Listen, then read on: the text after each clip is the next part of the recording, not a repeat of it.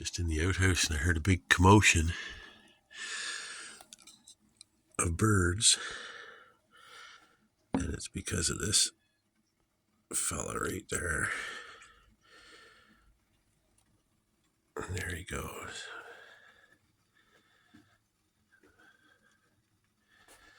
That's which are bigger, hawks or falcons? Probably a falcon. Well, I did more than my goal yesterday. I think I said I wanted to strip it, wrap it, and strip it and wrap it. But I stripped it and wrapped it and strapped it. And now I'm working on putting the steel up. I did the same thing as the other side. These sheets are 9'10". They were almost twice that. They're actually, yeah, they were twice that. That was exactly half. That's how I came up with 9'10". Because I had a 10-foot trailer, and so now I got to cut about, I think it's about 28, 29 inches to fill in the top. But I actually spaced the that strapping is not quite 2 feet because I wanted it to end appropriately where I'm going to overlap the steel up there. So I'm just tacking it on at the bottom just to see how it's going to end up out here. It's so hard to get everything nice and straight. You just hope to get it as close as possible, especially on this type of construction. TJ's coming out to say hi. Yeah, my buddy.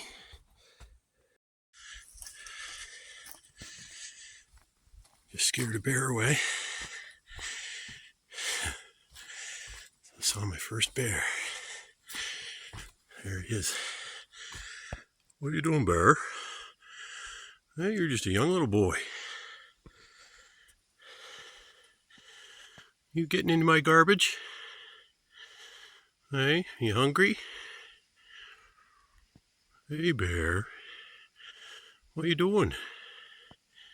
Hey, what are you doing? So I finished the roof yesterday and I tacked on the old ridge cap that was already up there. Just a couple screws just in case, but I've taken it off now, and I'm just saving some money by making some of the roof panels into flashing, so I don't have to go buy a flashing for the top ridge of the roof. So all I've done is cut one of the panels almost in half, a little more than half. Here's a smaller example because I need a little extension because the pieces are just under 10 feet and I need about 12 and a half to fill in that whole ridge. And the eaves, the little eaves that are sticking out. So there's an example. See, I was gonna just cut flat here and flat here and just leave one of the main ribs in the middle where it's gonna fold. But then I thought, no, that'll make it all flimsy. I didn't want these to catch the rain, but it's such a steep pitch on the A-frame. It's not gonna catch any rain.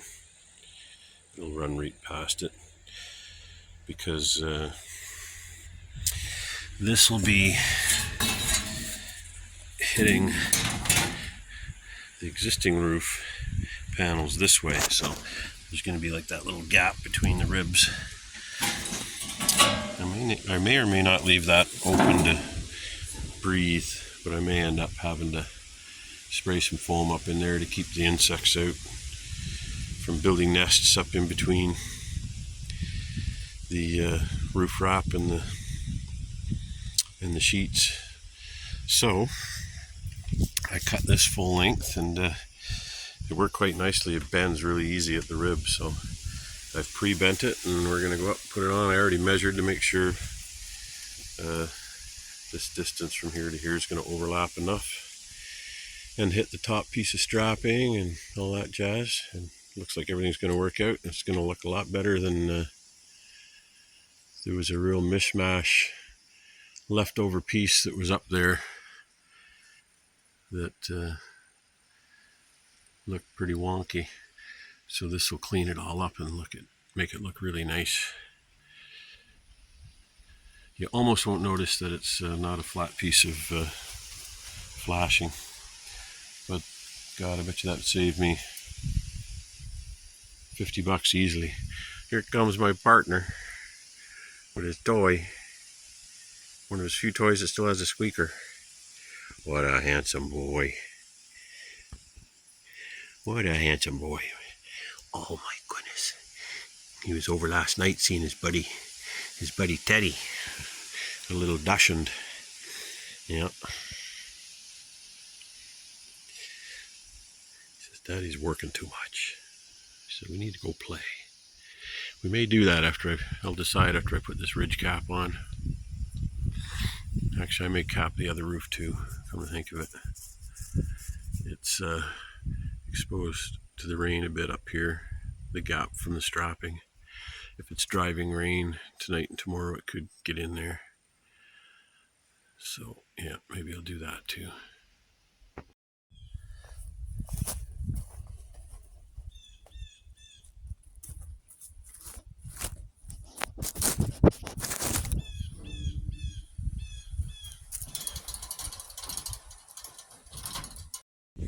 Well, TJ kind of ruined that shot, didn't he? I forgot I left the phone on. I'm working away, and then I come over to turn it off, and it's sitting on the ground. I reviewed the video and saw the nose. He likes to come over and sniff, don't you? He likes to come over and sniff the camera. You're funny.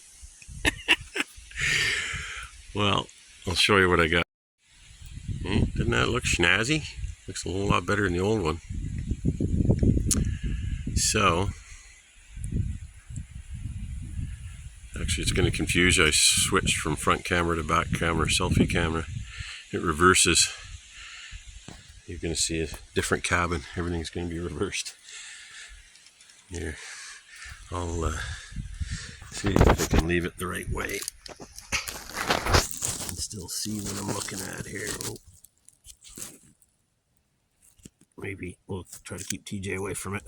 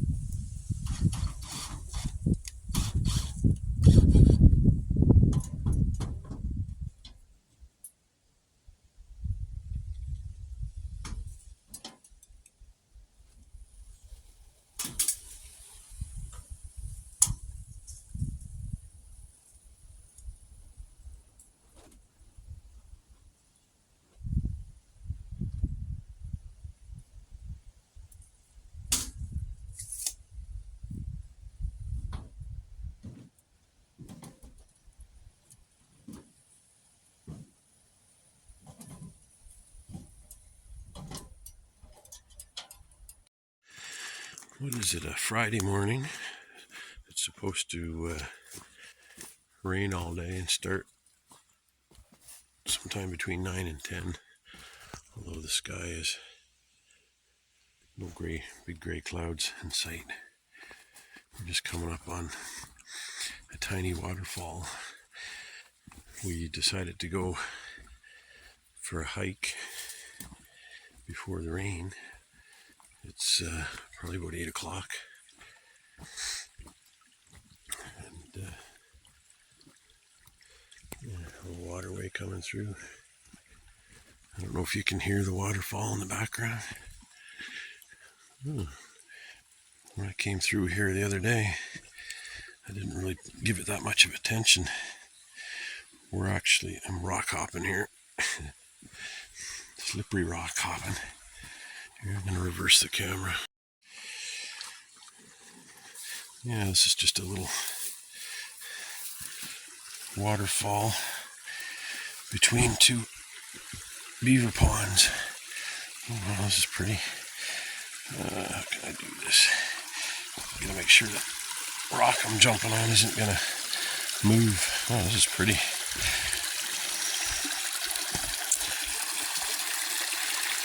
Yeah, we're going to go down here. Walkway there. Little puppy dog there. Yeah, we're going to rock hop down here. It's going to be a nice picture. Ooh, we got to be careful. Whoops. Yeah, as soon as I said that, step backwards into a little puddle. These are Gore-Tex though, so they're somewhat waterproof. Yeah, I'm going to put this away and concentrate on my balance here. Okay, we got past the rough spot. I want you guys to see this view at the same time I do.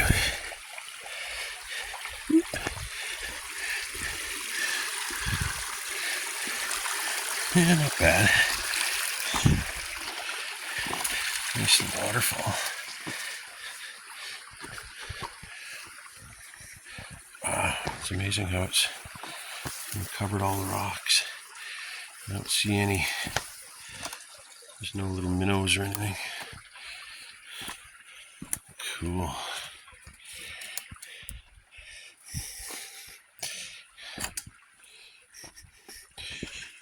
Here, moosey.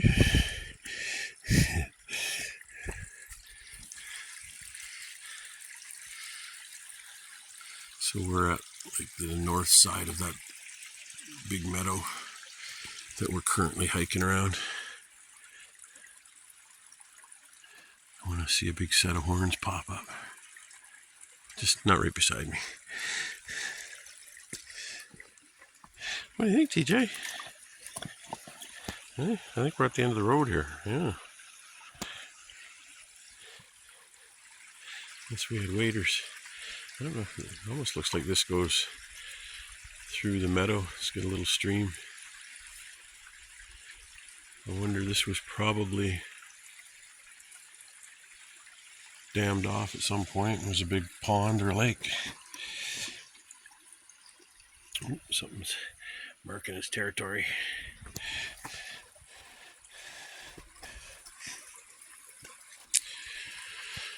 Okay, we're going to get back on the trail and keep going around. So we got to the back end of that meadow. We were starting to head back to the road, and there was a fork right there. So I didn't want to get back to the Jeep in like another 20 minutes. So because it looks like the rain's still a good hour away at least. So we took it, and this seems to be quite often when there's a marshy meadow like that. There's an extension to it as you walk back to it. Usually another beaver dam.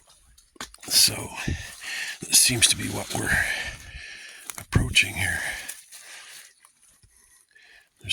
We followed an animal trail into here.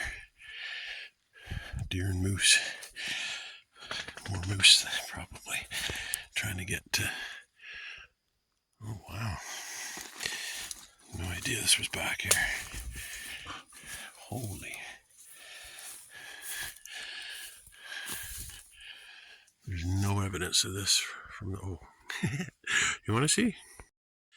There's no evidence of this from the road at all. Oh man, this is peaceful.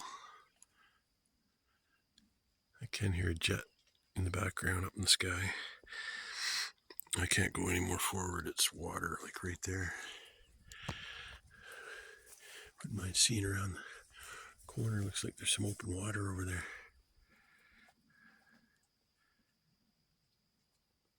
Beautiful.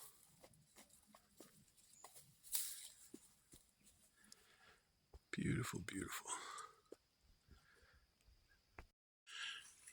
So in taking this loop today, I don't know if I mentioned it, we did it in the reverse order of the other day.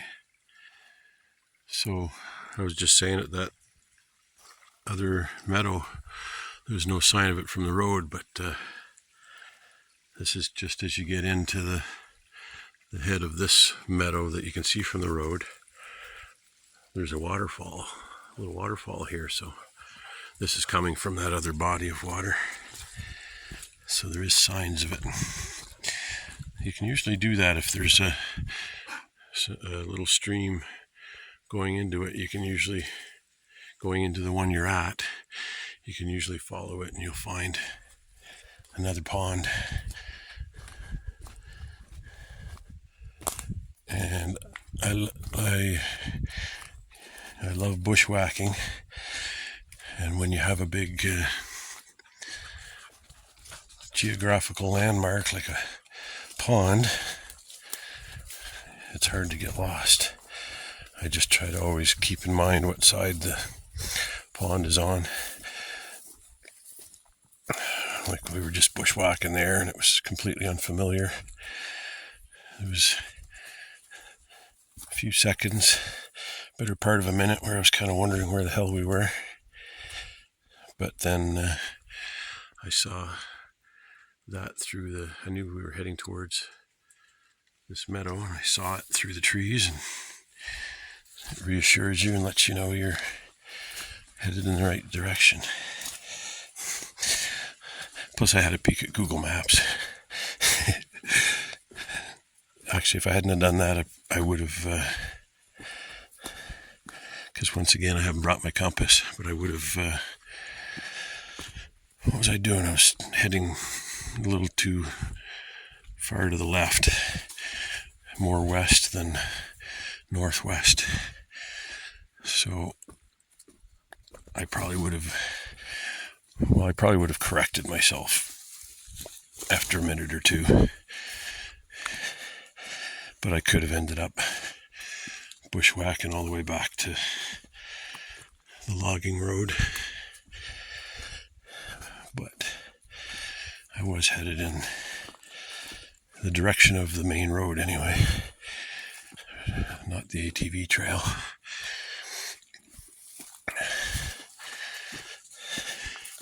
So we're probably about halfway back to the road now.